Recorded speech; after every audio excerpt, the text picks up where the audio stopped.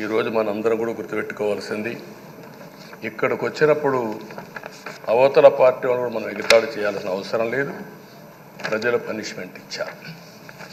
ఇదే హౌస్లో నేను చూశాను. 23 సీట్లు మాకు వచ్చాయి. నేను బాధపడ్డాము.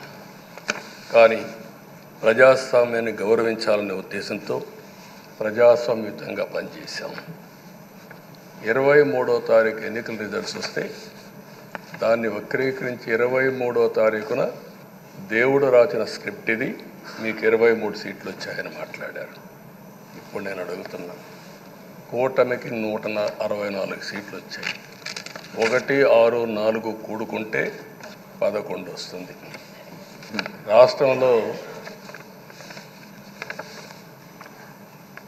దగ్గర 1631 రోజులు అమరావతి రైతాంగం